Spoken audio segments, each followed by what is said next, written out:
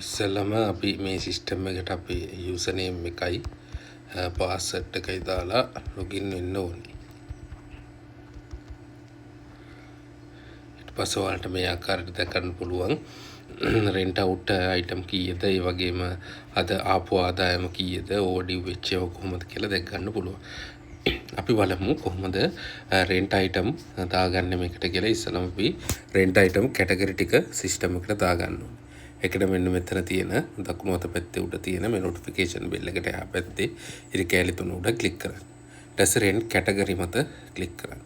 ඊට පස්සේ ඔයාලට මෙතන ඔයාලා ඒ රෙන්ට් එකට තියෙන අයිටම් වල කැටගරිස් දාගන්න පුළුවන්. දැන් ඇඳුම් කඩයක් හොයනම් කෝටන්, ෂර්ට්, බ්‍රයිඩල් ඩ්‍රෙස් ඒ වගේ ඒවා දාගන්න පුළුවන්. ඊට අමතරව අපි මොන හරි ඉලෙක්ට්‍රික් අයිටම් දෙනවා නම් ඒකත් දාගන්න පුළුවන්.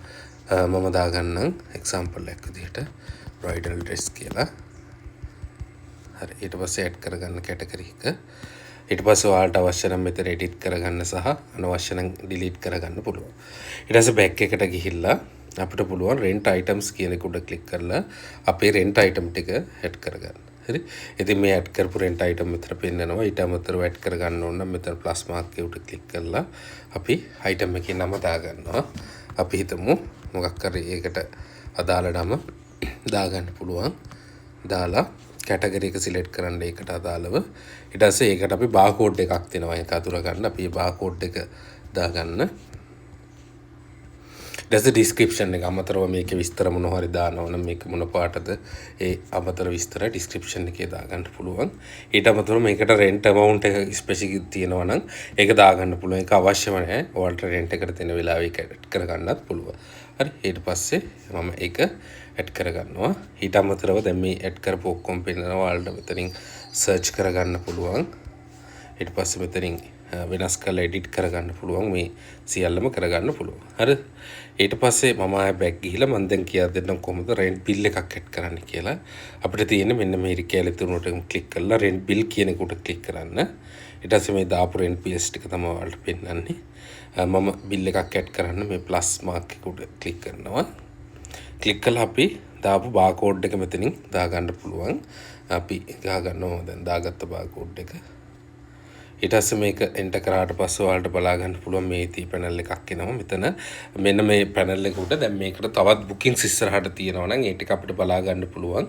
මම නිකන් එහෙම දාපු එකක් පෙන්නන්නම්.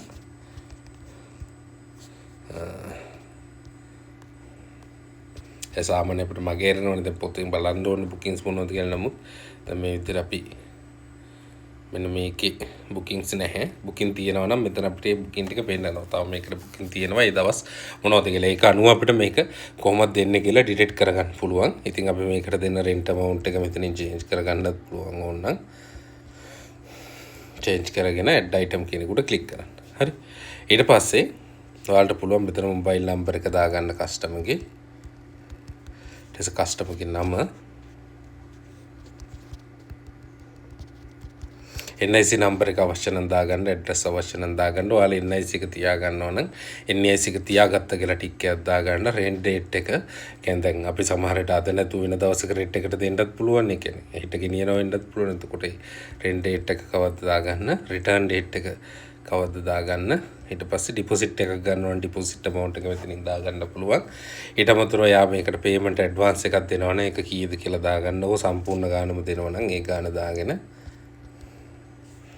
අපි කස්ටමර්ට බිල් එකේ SMS එක කියන්න ඕන නම් අපි විතර print එකක් දෙන්න නැහැනේ. ඒ නිසා මෙන්න මේ send SMS to customer දීලා create rental bill දෙන්න. එතකොට කස්ටමර්ට බිල් එක automatically අපි ඔයාලට SMS එකක් හදලා දෙනවා. ඒක කරහා SMS එක generate වෙනවා. හරිද? එතකොට අපිට SMS එක ආපුවම SMS එක බලා ගන්න පුළුවන්. මෙන්න මේ විදිහට ඔයාලට SMS එක කස්ටමර්ට generate වෙනවා. හරි.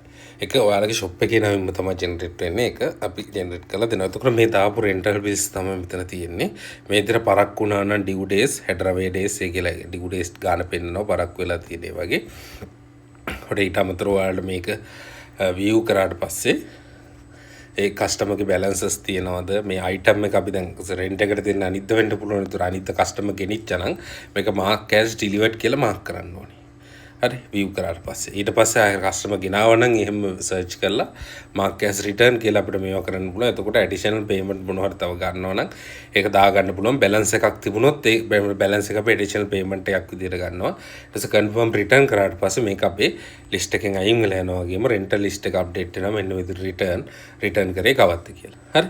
ඊට අමතරව මෙතන filter කරලා ගන්න පුළුවන්. ඔයාලට search කරගන්න පුළුවන්. ඔයාලගේ rentals ටික ඊට අමතරව මේකේ අපි සමරි එකට ගියොත් එහෙම දවසේ සමරි එක දවසේ වලට කීයක් ආවද රෙන්ට් එකෙන් ආපු ආදායම ඒ ටික චෙක් කරගන්න පුළුවන්. ඊට අමතරව ඔයාලට පුළුවන් report වලට ගියොත් due rentals ටික බලා ගන්න. එතකොට මෙතන පෙන්නනවා පරක්කු වෙච්ච rent code මොනවද තියෙන්නේ පරක්කු වෙච්ච ටික ඔයාලට track කරගන්න පුළුවන්. ඉතින් මෙතනින් ඔයාලට call button එක ඔබලා customer ට call එකක් දෙන්න පුළුවන් මේක ගෙනත් දෙන්න කියලා. හරි. ඉතින් මෙන්න මේ වගේ features ටිකක් තියෙනවා මේ system එක ඇතුලේ. ඔයාලට වැඩි දුර විස්තර දැනගන්න අපේ number එකට call එකක් දෙන්න.